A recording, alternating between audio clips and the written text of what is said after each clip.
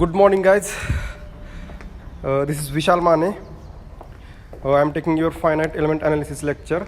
Okay, so we will start our next unit. Okay, this is about your isoparametric elements.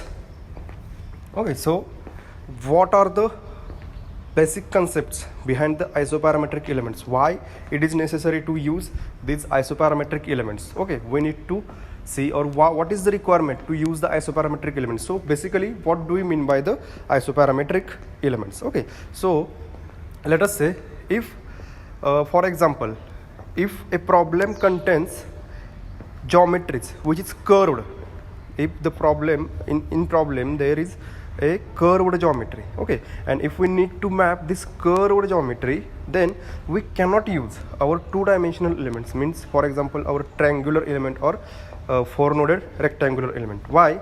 Because this curved geometry or these curves cannot be mapped by using this triangular element or rectangular straight edged elements cannot be used to map these curved geometries. Okay, so to map these curved geometries, we need to have some such type of elements. Okay, it means what? By using these elements we can map this geometry by exactly we can map this geometry by using such elements, and such elements are known as isoparametric elements. So if we consider the rectangle, then rectangle contains rectangle, or if you consider the square element, then this square element or rectangular element have straight edges. Okay, but if you consider the quadrilateral element, so quadrilateral element, it means there are four sides but of flexible, it means this is a flexible which can be mapped over any given geometries. Okay, so this isoparametric concept is nothing but we need to map the curved geometries or curved problems, and we cannot map our curved geometries or curved problems by using two-dimensional, means what, your triangular element or your rectangular element, because they contain straight edges. Okay, so in that case we need to use another element. Okay, and this such type of element is called as isoparametric element. Okay, so first we will discuss about the syllabus for this fourth unit, isoparametric elements. Okay, so syllabus is what? First, so for syllabus, concept of isoparametric elements means we will see what is the main basic or what is the main motive behind the use of these isoparametric elements. Then we will see the term superparametric, the term subparametric. Okay, then we will see the coordinate mapping, okay, in which we will see the basic concepts of these natural coordinates, area coordinates for triangular elements as well as for higher order triangular and quadrilateral elements. Okay, so for this we are going to use two approaches, Lagrangian and serendipity elements. Okay, then we will see the basic concepts, means geometry associative mesh. What do we mean by this exactly, geometry associative mesh? Then we will see the quality checks, basic different criteria to check the quality of the mesh. Okay, so this is about your quality check. Then mesh refinement. Okay, as we know that we have seen the mesh refinement in your previous unit, in which criteria? The convergence criteria. So in convergence criteria, actually we have seen the basic mesh refinements, means H refinement and P refinement. Okay, as we know that P stands for polynomial, H stands for step size. Okay, so we have discussed these things. We will see these things also for isoparametric elements. Okay, then we will see the uniqueness of mapping, means the Jacobian matrix. Okay, as actually we have discussed the Jacobian matrix. Actually I am taking the examples related to Jacobian matrix. Once I cover the theory part, I will cover these examples related to your Jacobian matrix, related to your triangular or four-noded rectangular element, means what is the how to find out or how to determine the shape functions for triangular as well as rectangular element if the natural coordinates zeta and eta are given. So I will cover this part for this part of numericals after covering our theory session. Okay, so then next next part is your numerical integration. Okay, so numerical integration part, as actually you have gone through this numerical integration in your numerical methods and optimization subjects. Okay, so in that, in your 4th or 5th unit, you have gone through such concepts like Gauss quadrature 2-point formula, Gauss quadrature 3-point formula, Gauss quadrature 4-point formula. Okay, so if we need to find out the numerical integration in 2 dimensions, then we need to use this Gauss quadrature 2-point as well as Gauss quadrature 4-point formula. Okay, then we will see in this numerical integration full and reduced integrations, submodeling and substructuring. Okay, so this is the basic syllabus for this your isoparametric elements subject. Okay, so first main concept is what do we mean by the isoparametric elements, in which we will see the concept of subparametric and concept of superparametric elements. Then we will see the coordinate mapping, means in which we will see some examples related to your how to determine the shape functions for these quadrilateral elements. If they have given the natural coordinates zeta and eta, then by using this, how to determine the coordinates x and y coordinates for given point in the element. Okay, then next we will see the different approaches or different criterias. Different criteria means we will see the quality check for this isoparametric element. Then we will see the geometric associative mesh, what is the H refinement, P refinement for this isoparametric elements. And then finally we will see the numerical integration part. Okay, in which it concludes actually 2 parts. First one is your Gauss quadrature 2-point formula, second one is your Gauss quadrature 3-point formula. Then we will see, lastly we will see the submodeling, what do we mean by submodeling and substructuring. Okay, so first now we will start our lecture with the concept of isoparametric element. Okay, now the concept of isoparametric element. So what do we mean by first isoparametric element? Actually, in 2-dimensional or 3-dimensional structural problems, if the continuum or you can say if the problem is of a curved boundaries and is discretized into number of straight edge elements, then the analysis becomes approximate. Okay, so it means what? If the problem contains curved boundaries, and if we divide this curved boundaries into number of elements, then due to the actually while mapping the curved boundaries, we will map, if we use the triangular elements or rectangular element, then due to the straight edged line, it will not exactly map to the given curved boundary. So it means what?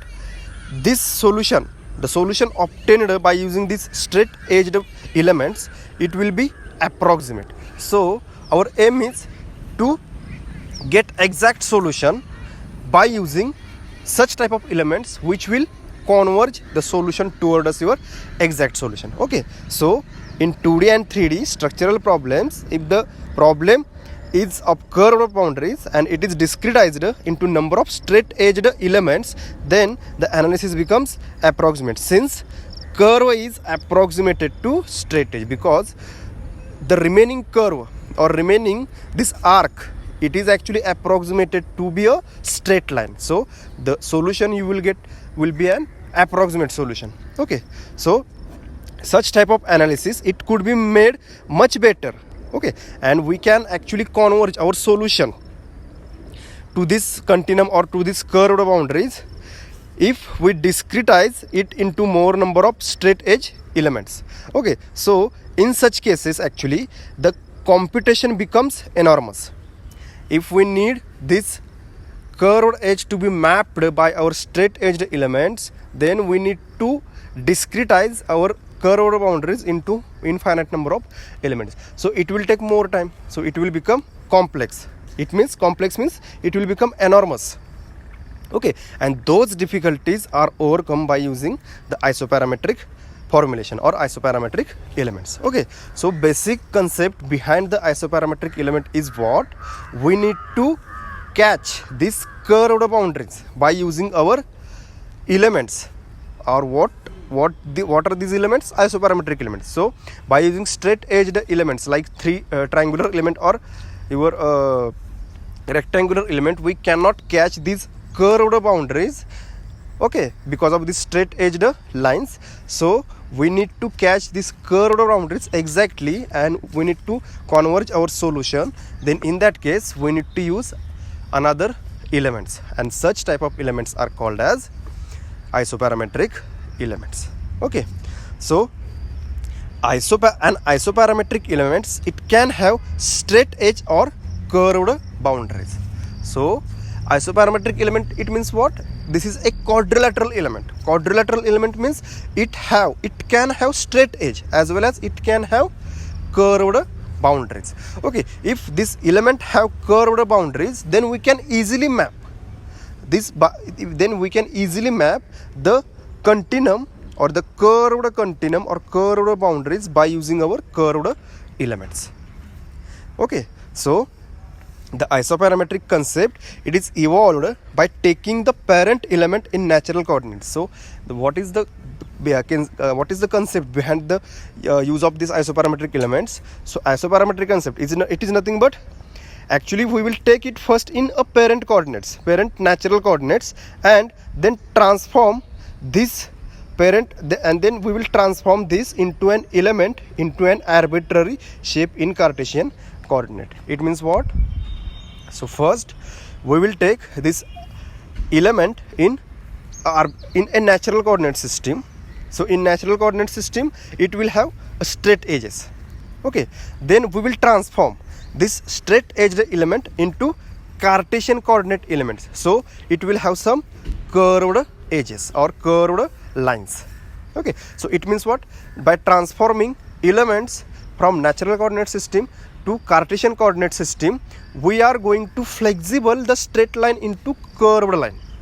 Okay, means we will do the flexibility to the straight line. Okay, means this straight line becomes curved line in your isoparametric or Cartesian coordinates. Okay, so it means what? First we are using rectangular element, but it will become quadrilateral element in your Cartesian coordinate system. So it means what? We need to transform this rectangular straight edged elements into a quadrilateral curved or straight edged elements. You can say curved or quadrilateral curved element or quadrilateral straight edged element. Okay, so basic concept behind that is what? We need to transform the straight edged rectangular element from natural coordinates to curved edged or straight edged quadrilateral elements. Okay, so the nodal values in terms of geometry can be related to the shape functions obtained for the parent element. Okay, and we will transform similarly the shape function from natural coordinate system to the Cartesian coordinate system. Okay, it means what? If we have the shape function for natural coordinate system where your element is in straight edge form, then we need to transform this straight edge formed shape function into quadrilateral shape formed shape function. So if the same shape function can be used to determine the displacement for arbitrary element, then such elements are called as isoparametric elements. Okay, so it means what? Here in natural coordinates, the rectangular element have straight edges. So for this case, we have some shape functions. Now if we are transforming our element from natural coordinate system to Cartesian coordinate system, then we need some transformation. But if the shape functions used for this natural coordinate system, let us say suppose shape functions used for this quadrilateral element in natural coordinate systems are n1 for node 1, n2 for node 2, n3, n4. Okay, these are the n1, n2, n3, n4. These are the shape functions used for natural coordinate system. Okay, and if we use the same shape function, okay, if we use the same shape function for the arbitrary or Cartesian coordinate system, then this transformation is called as isoparametric transformation. Means same function we are using for your natural coordinate system as well as for Cartesian coordinate system. Okay, so if same shape function, look at this, if same shape function can be used to determine the displacement for arbitrary element, then such elements are called as isoparametric elements. Okay, so we will see what exactly the meaning of this transformation. Okay, or what is the exactly meaning of this shape function, means by using the same shape function in for using the same shape function to determine the displacement in natural as well as in Cartesian coordinates, then such type of elements are called as isoparametric elements. Okay, now we will see some definitions.